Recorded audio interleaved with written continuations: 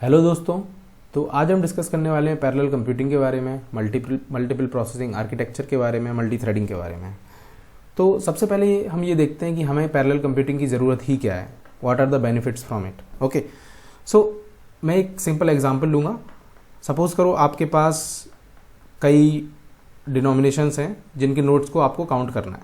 Suppose करो आपके पास 10 है, 550 है, 100 है एंड 500 रुपीज़ के नोट्स हैं, इनको आपको काउंट करना है। तो ये आपको एक टास्क गिवन है। तो आप क्या करोगे, सबसे पहले 10 को काउंट करोगे, 50 को काउंट करोगे, 100 को काउंट करोगे, 500 को काउंट करोगे। किसी भी ऑर्डर में आप एग्जीक्यूट कर सकते थे इस टास्क को और उसका टोटल सम आप बता देंगे। तो इसको करने में आपको कुछ टाइम लगेगा। तो यहाँ पे मैंने एज्यूम किया है कि आपको 40 सेकेंड लगेंगे टोटल, 10 को 10 ऐसे करके।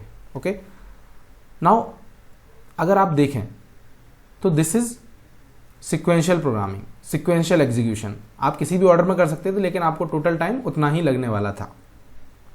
सपोज करो आप और आपके दोस्त मिलके इस टास्क को करते तो आपको शायद कम टाइम लगता। तो सपोज करो दो लोग हैं, ए और बी। ए ने 10 ले लिया और बी ने 50 ले लिया और उसको एग्जीक्यूट किया पैरेलली। एग्जीक्यूशन मीन्स दोनों ने नोट्स को गिना, टास्क खत्म किया और उन्होंने फाइनल आंसर बता दिया। तो अगर आप गौर करो, इधर आपको 10 सेकेंड्स लग जाते, सपोज इधर आपको 5 सेकेंड लगते, इधर 15 सेकेंड्स और इधर 10 सेकेंड्स।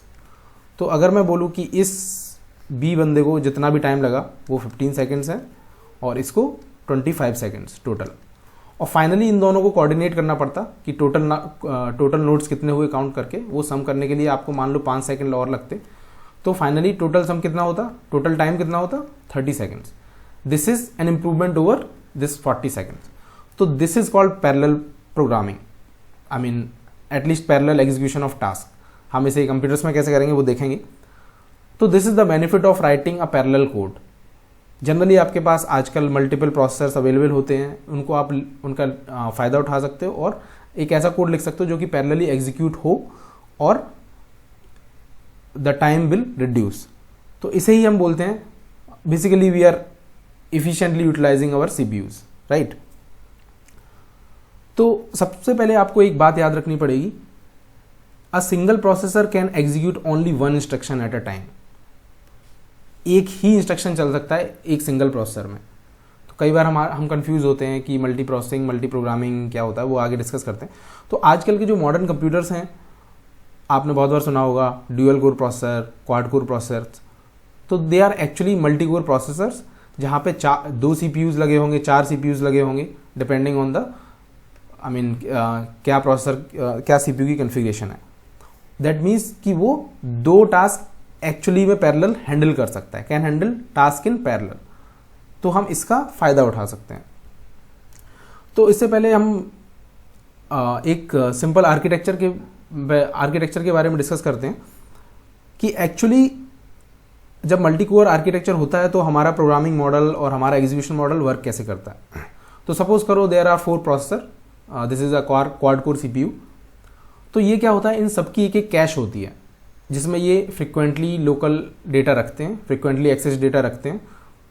और ये डेटा किधर से आता है, एक सिस्टम बस से होते हुए आता है, मेन मेमोरी से। तो सिस्टम बस ट्रांसफर ऑफ डेटा में काम आती है, और जो भी डेटा है मेन मेमोरी से, सिस्टम बस से, कैश से होते हुए सीपीयू तक जाता है और उधर से वापस आता है प्रोसेसिंग होके। तो हर सीपीयू की एक अलग खुद की लोकल कैश है। ये इंपॉर्टेंट बात है, ये आगे काम आएगा कैश कोहेरेंसी में। इससे एक प्रॉब्लम जनरेट होती है, वो हम देखेंगे। तो this is how your execution work.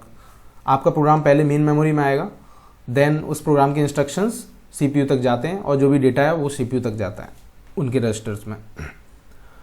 तो एक और प्रॉब्लम बहुत फ्रिक्वेंट है कॉन्करेंसी की। सपोज करो आपके पास एक P1 प्रोसेसर है, तो और उसमें कुछ टास्क एग्जीक्यूट होना है। तो सपोज करो आपके पास 2 टास्क हैं, T1 T2। तो T1 पहले प्रोसेसर को मिल गया।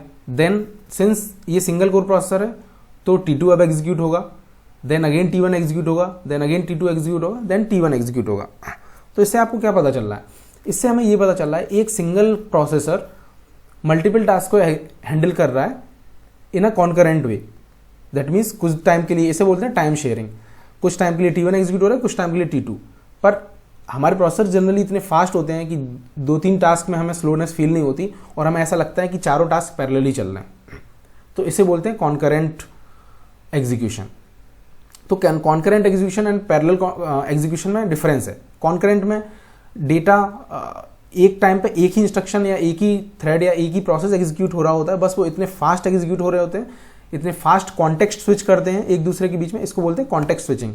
एक थ्रेड जब दूसरे थ्रेड में आता है, मैं थ्रेड और प्रोसेस बताऊंगा, तो कॉन्टेक्स्ट स्विचिंग में बहुत कम टाइम लगता है और ये थ्रेड इतनी फास्ट स्विच होते हैं कि हमें पता ही नहीं चलता कि मल्टीपल टास्क एग्जीक्यूट हो रहे हैं, हमें लगता है कि पैरेलली एग्जीक्यूट हो रहे हैं।